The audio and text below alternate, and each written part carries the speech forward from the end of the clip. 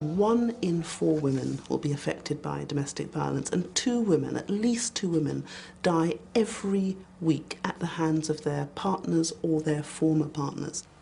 If you follow the news or follow politics even casually, you'll hear these particular statistics a lot. 2 women a week die from domestic violence. 1 in 4 women will experience it in their lifetimes. They sound awful, terrible, all the more so because they exist in a vacuum.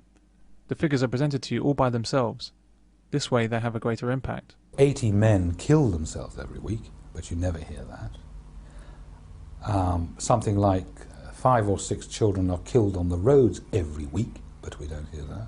30,000 people die of some disease every week, but we don't hear about that. We hear constantly about these 2 women every week who are killed in domestic violence incidents, and which just goes to show how selfish and how powerful is the feminist lobby, that they are only concerned about this very small number of women who are killed every week by domestic violence. I don't think the 1 in 4 women have experienced domestic violence at some point in their lives is a valid figure, because apart from anything else, it was actually taken from women in refuges. There were no control groups. It isn't a proper analysis. Figures like these are known as factoids. Norman Mailer described a factoid as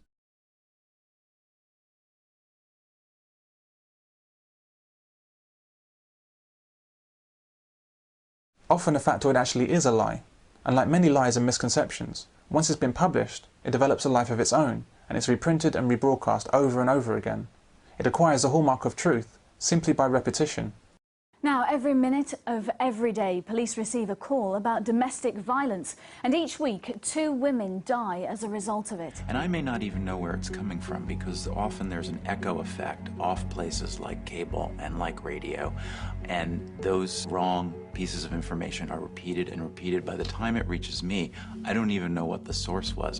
What they learn about the candidates will be what the media shows them or tells them, decides not to show, not to tell. For example, but the FBI doesn't calculate or track data on domestic violence, because domestic violence is not a federal crime.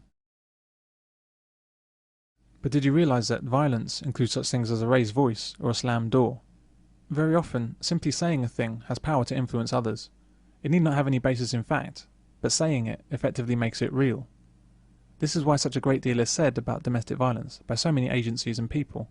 There are frantic and ongoing efforts to simply say as much as possible about it, in a huge effort to create truth out of thin air.